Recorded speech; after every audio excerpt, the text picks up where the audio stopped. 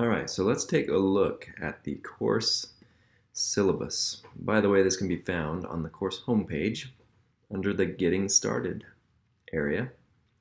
And also, I think it says read the course syllabus under the content for this week. So, something you should take a look at. Maybe sit back tonight with your friends in your house, maybe in your living room in front of a nice fire burning because it's kind of cold today. And just, read that syllabus together with your friends. Okay, I know you're not probably going to do that, but anyway, just so you know about the class, this is Digital Learning and Communication, and my office is in Gerber 151 for those who may be nearby campus or on campus this semester, and those are my office hours, 11:15 to 12:30 on Monday, 8:30 to 11:30 on Tuesday, 3 to 4 on Wednesday, and 11:15 to 12 on Friday. And it has my email and office phone number. Now, as far as communicating in the class, email works, but I'm trying to get everyone to join in Remind, and I'll add that to the course in D12 when I get a chance here as a reminder of that. But use Remind to communicate back to me. So I'm going to be posting on Remind in whatever way you choose. It can be either text or email that you get from me. So you can just reply back to whatever communications that I give to you, and those come right to me. I can respond really quickly. It's really nice. It comes on my phone and everything. So let's do it that way if we can. All right, so this course prepares students to effectively develop learning experiences and communicate using digital technologies and tools. Students will develop learning experiences and communicate with the latest synchronous and asynchronous digital technologies and tools. And notice it doesn't list the actual tools there in that description. The reason is because these tools change over time.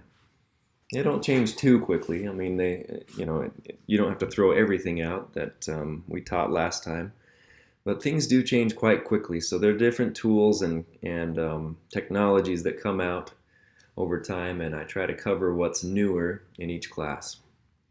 The textbook is Rice K's textbook, Making the Move to K-12 Online Teaching, Research-Based Strategies and Practices. I think this book helps to introduce you to some good strategies and practices that you can use for online learning, especially for those who have taught face-to-face, which most of us, I think, have had at least a little bit experience. If you're undergraduate, you might not have had a lot, but you have a little bit of experience, hopefully, that we give you. So that's something to talk about. We have different expectations as far as response times. In Remind or email, I'll be within 24 hours. On weekends, might be a little bit longer. And grading within 1 week. And so the objectives for this course is that you will discuss principles for effective distance learning. We're going to talk about those as we begin. You will develop efficient technology-supported methods for communicating with learners, parents, and stakeholders. And there are different tools out there to help you to do this, from just communicating ideas. Remind is a good example, or scheduling things, and hopefully this will help you with those to be a little bit more productive as well. Let's see, develop effective learning experiences using current asynchronous digital technologies and tools, including presentation software and learning management system. Asynchronous meaning that it's going to be recorded. So you're going to have to do a few assignments that will include that. Recorded presentations, podcasts, those kinds of things. Teach effectively through synchronous digital technologies and tools. And that means live sessions where people will log in, you'll log in, and you'll be able to have a conversation back and forth. And then successfully integrate distance learning components within the context of a face-to-face classroom. So those are the objectives in this class as we talk about that, and we use these instructional methods. We have software available online, there are readings, presentations, and activities online, there are discussions and projects that you'll complete. So tools for interaction include audio files, text documents, presentation files I should add there, and discussions in Blackboard Collaborate. And we're actually going to set some live online office hours. I guess I'm going to call them happy hours because a colleague told me to do that. So they're going to be called happy hours that you can attend and ask questions and discuss the class. And attendance at these sessions is optional. They'll be recorded and shared with the class, and here are the dates and times for those sessions. So you can put that in your calendar if you have an opportunity to attend those. but it's okay if you do not or cannot attend them. Before the session comes up, I'll probably ask you to submit some questions or items for discussion that you may have, and then you can log in and we can discuss some of those items. I can have a little presentation on those maybe, but those are some special times when we can get together synchronously that will be live and talk about things. We'll use Collaborate with that. We'll turn on the video and see each other in that session and hear each other too. All right, so attendance is determined by your participation in the class online, submission of assignments, and stay current with the class. I'll show you how to do that. Attendance confirmation, make sure you have paid tuition and have done your attendance confirmation. And then make sure that you are honest in your work in this class. And a couple of things I think are important is, cheating might include also using, unauthorized materials during an exam, but also using your own materials that you've already submitted from another class in this class, or using this class materials to submit for the same assignment or a similar assignment in another class. Because the reason why that would be is because you have lost then an opportunity to create yet another learning experience for yourself if you use something that you've already created for one class as an assignment within another class. So that's one thing I want to point out. It's actually called self-plagiarism. So yeah, no doing that. But I do like to talk about academic honesty too, because I think that your learning and your growth depend on the honesty with which you conduct your academic work. So if it is honest work that you put forth, you have opportunities to grow, and fair grading is coming your way. So honest work for this class includes these following items in this little list here. I should probably have made this bigger earlier. Doing original work while making use of the tools and resources around you, responding to questions, discussions, and writing papers for yourself, making use of authorized materials to help you do your work, as long as you cite those materials, as it says next. It's always citing others' work when it's included in your own, or when you build upon others' work. Make sure it's clear what work is yours, original for this class, and what work that you might have included in yours. And have a good reason for including that. I want you to create most of the work yourself, but maybe there's a great rubric that you found and you cite it and you say, this is a good rubric that I found here, thanks to this person for providing it, and here's why this rubric would be great for what I'm doing, as an example. And then showing your personality in your work, I think, is important. Oh, I forgot to mention working together in your assigned group. If there is group work, making sure that you do your fair share of the work in that group. So you'll need to create and be fully prepared for classes each week. Well, class in this case is an online class each week, and assignments will all be submitted electronically through the appropriate D2L Dropbox. Now, for those who are in the 510 class, there are readings and assignments marked graduate ELRN 510 or eLearning 510. And so because this class is cross-listed, we'll have some graduate and some undergraduate students, which is great because you can learn from each other.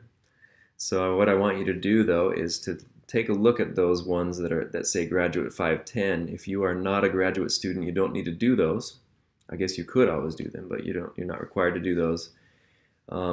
So graduate students only would be required to create those. I think the majority of those are actually readings, but I think there may be an assignment or two that has some differences in the assignment where you have to go a little further if you're a graduate student. So here is an overview of the assignments for this class. We will have discussions each week. Well, not each week. I think there are 12 total, so not all the weeks, but a lot of the weeks you're going to provide a response to the discussion items and then participate in your own and at least 2 other students' response during the week.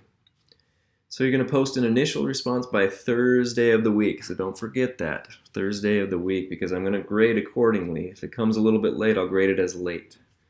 And we'll talk about late grading in a minute. And respond to other students' posts by the end of the week. The end of the week for the purpose of this class is Saturday night, 11:59 p.m. So Make sure that you finish all activities that are listed under a week in D2L by Saturday night of that week at 11:59 p.m. And what that means is, I'll show you what that means, a little bit more about that in the class, as I show about D2L class.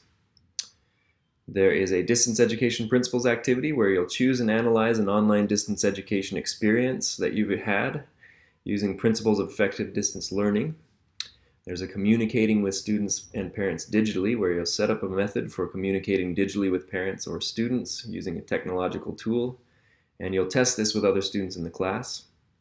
There's a flipped classroom experience that you'll create where you're going to choose a lesson objective, record 2 to 10 to 20-minute lessons, and plan 2 related class periods that will help meet this objective.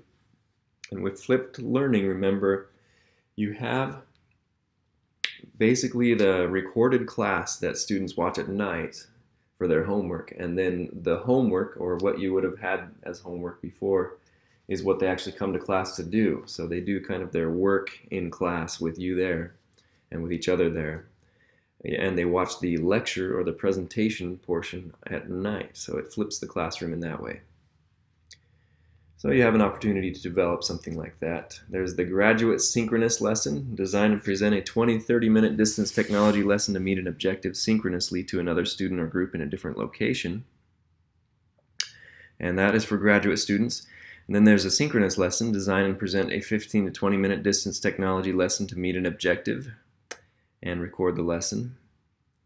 And then there's a LMS Assignments 1 and 2 where you'll build 1 week of a course in a learning management system, and then you'll build 1 week of a course in a different learning management system.